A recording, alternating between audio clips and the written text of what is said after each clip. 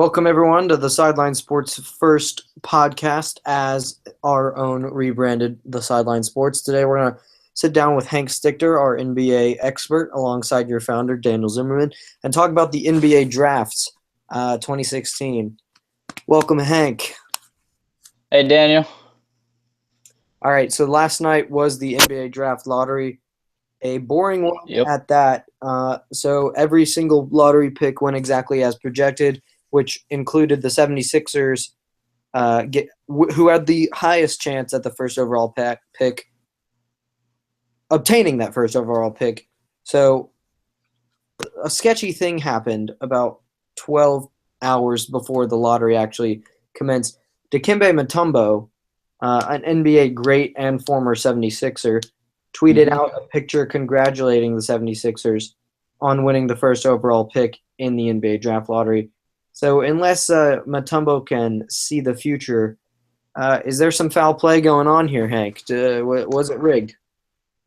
I don't think it was rigged, but it was certainly an odd circumstance. Nonetheless, NBA great Dikembe Mutombo. For the fact of the matter is, for him not knowing that the 76ers had actually gotten the pick yet is kind of absurd in my eyes, but I don't think it's any kind of sign of foul play. Yeah. Um, he deleted the tweet and then immediately sent out another tweet saying, "Sorry guys, got overexcited," with another picture of him, and which looks like it's just a kind of "oops, I messed up" kind of pose. The popular But theory is that he meant to save the tweet rather than post it. But still, yeah. the NBA has its fair share of conspiracy theories. I don't think this one helps them in any regard. All right. No, I don't think it helps at all, but I don't think it's any kind of sign of foul play. Yeah. All right. On to the serious topics. The Sixers get their first overall pick Finally. that they've been tanking for the last 4 or 5 years. Their last first overall pick was Allen Iverson, who was inducted into the Hall of Fame this past year. So, how does this first over pick accelerate their rebuild, Hank? Well, I think it helps them tremendously. You look at how they've played the past few years. They've had the worst record in the NBA for the past 3 years, and which is obviously not been fun for any 76ers fan, for what's left of them at least. But I think being able to draft probably most likely Ben Simmons out of LSU is really going to help them. He's a guy who they can build around, and I really think he helps them more than any other player in this draft could at that, if they were picking 2 or 3. Definitely. I think Ben Simmons has the highest ceiling out of anyone in this draft. I think when you have a guy being compared to LeBron James coming out of a down year in college where he played 1 year for the LSU Tigers, not a expansive basketball program down there, I think you got to be taken seriously. And I think Simmons is going to come in from day one. I think he's going to have that Rookie of the Year award locked up by the All-Star break. And I really think he's going to dominate the league in the next few years. And I think the Sixers are praying that happens, and I think they're banking on that happens because, yeah, you're right. I don't know how many Sixers fans are left. Yeah, I would agree. I think he should have Rookie of the Year pretty much locked up. It's obviously very soon to be talking about those kinds of options.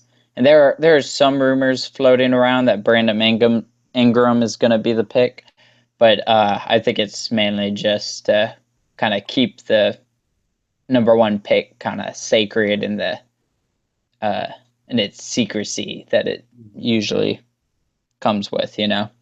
All right, the next topic is Boston held Brooklyn's first round pick unprotected this year. Yep. And it ended up being the 3rd pick. So we have the Boston Celtics, who were, I believe, the 5th seed in the East this year. Mm-hmm. who had a hard fought loss to the Atlanta Hawks in the first round. But they won 2 playoff games. A lot of people think that they're going to be a special team moving forward with their 50+ million in cap space. And Boston's obviously an ideal destination for any true basketball fan and player. Yeah. But it's almost unfair that they get this number 3 pick. I think they netted it from a Gerald Wallace trade. Um, Was it Wallace or Paul Pierce?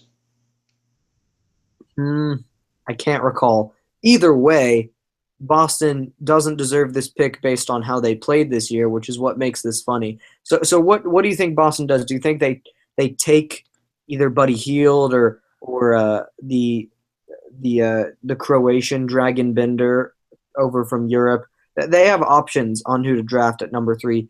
Or do they take a different route and they trade their pick? They could trade their number 3 pick, maybe Yeah, for they could I maybe was about to say, I don't think they're gonna look right away to the draft with this pick. I think they're gonna try and bring in a talent from elsewhere. Um, Jaleel Okafor trades have been swirling around. Talks of those have been swirling around lately. And then obviously the much bigger names like Paul George or Serge Ibaka potentially. Mhm. By packaging up the several picks they have in the first round to maybe bring in a veteran. I like I like the idea of them packaging their 3 first round picks, which are number 3, number 15, or number 16, and a pick in the early 20s. I like the idea of them packaging that and maybe sending that to Sacramento for DeMarcus Cousins. They mentioned that they're going to be open to trading him this year.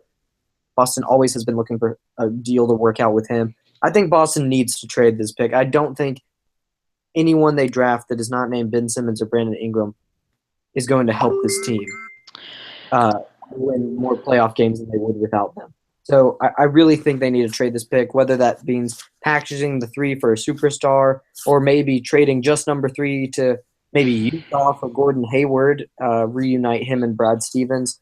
That's an idea. I don't think this pick helps Boston if they don't trade it. Yeah, I would agree. I look at the prospects available at this pick, assuming Ingram and Simmons go 1 and 2. Not in that order necessarily, but you look at the prospects left, and I mean, the best guy available might be Chris Dunn, who's really just another version of Marcus Smart, not an offensive minded point guard. And they really need offense. They're such a defensive minded team, but they also need a big guy down low. And you look at the best guy available, and it's Dragon Bender, and he's going to be a project most likely. He's not going to be able to come in and impact a team right away like Kristaps Porzingis was able to do with the Knicks this year. And so I look at that pick, and no one's going to be coming in and putting up quality time for them right away.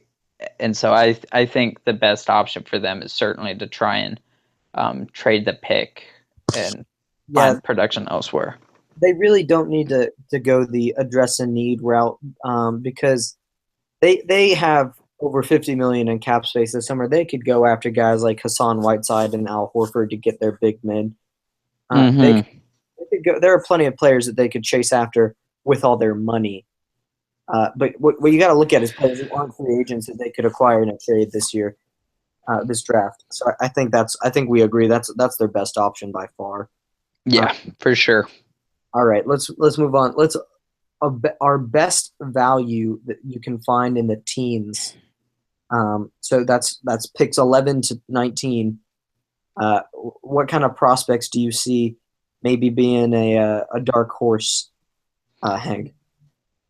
There are two guys that really kind of catch my eye. DeAndre Bembry out of St. Joseph's is one, and then high schooler Thon Maker from Sudan and then Australia, and now plays high school ball here. I think those two guys are very intriguing talents, to say the least. And I think they're uh, two of the top talents in the draft, um, in a draft that's really kind of filled with question marks.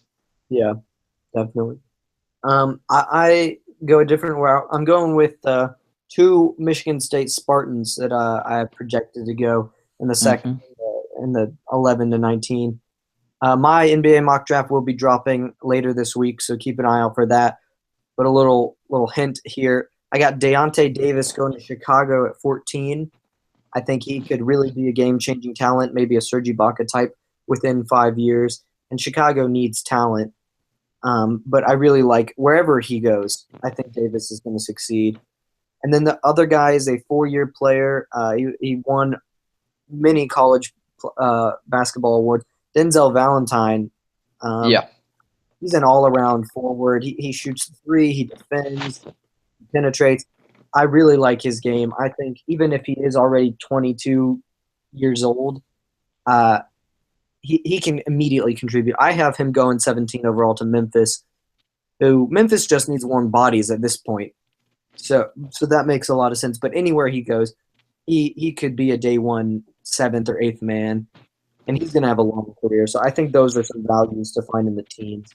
Yeah. Uh, The reason I find Bembry and then Maker intriguing is they're well, first of all, they're two very different players. Bembry's a guy who is one of the few guys in this draft, right, who will be able to step in and I believe produce right away. There are some shooting issues with him, but really, other than that, he has the athletic ability to play right away. He has a high basketball IQ. He's good at getting to the rim, defending, passing. He's really just kind of an all-around wing player um, that could really benefit a team if he lands in the right spot and is given a chance right away. really, Whereas Thon Maker is definitely a work in progress. But you look at him, he's 7'2", and he has the handles of a point guard and can shoot the three and is a rim protector. I mean, yeah, it's the fact is, the NBA has almost never seen a talent quite like that. And so it's almost like he's a great talent, but you don't know what to expect. And obviously, he still has a lot of attributes of a high school player. Sorry, um, just being inexperienced and not super strong, but that should obviously be that'll be worked on as he gets into the pros. definitely. And look, Thon Maker, you mentioned it. He shoots threes. He handles the ball. He's 7'2". You can't teach height. So with all those intangibles, like you cannot uh, count him out of this draft because he's coming straight out of high school. The worst case with Maker is he doesn't find his shot in the pros. He isn't trusted to handle the ball because yes, he is a 7'2" center. But then worst case, you have a freak athlete who stands nearly 2 inches taller than most NBA teams' tallest player. Yeah. And he's got the hops. He can easily protect the rim. I don't see why anyone would doubt that as a prospect. So all I see is upside with him. He's one of Mm-hmm. my that is a value pick in the teens. I have him going to Charlotte at 24. Yeah, But I mean, both those guys could easily drop out of the teens, but I think there are certainly guys to look for in that area. and Um, another player who he's my second player to find value with in the 20s. He just announced that he will not be returning to Syracuse. Malachi Richardson. Uh, mm-hmm. he had an amazing tournament, but but he had an extremely inconsistent season with the Orange. Um, I don't like the fact that he's coming out of the draft right now. I think he should wait a year. I think he could be a top 5 pick next year if he waited. But he's going. He's going to the draft. Lots of drafts peg him between the 15 and 30 mark. I think wherever he goes, you're going to get a J.R. Smith type scorer, a pure volume scorer. I think he's someone to look out for. Certainly. I mean, one of the hottest names kind of surrounding the NBA draft right now is Richardson. I agree with you. I think he's a very raw talent and could benefit from another year in college. But I do think he's a very interesting talent nonetheless. And once again, this draft is not particularly deep or doesn't have many surefire talents. And so, given that, I think we could see Richardson potentially still going late top 10 maybe in this draft if he continues to rise at the rate he's been going lately. Um, I mean, he's looking like 20s right now, but it would not shock me if he was top 10 on draft day. Yeah, and honestly, as a future Syracuse grad, I would love to see that. Um, Mm-hmm. okay, so that is all we have for today. Make sure to tune back to the Sideline Sports podcast as we make more. If you have any thoughts, if you want to suggest a theme for the next podcast, please leave that in the comments. Thanks for listening, and happy Wednesday. Sorry. Happy Wednesday. That's All right. right. Hump day.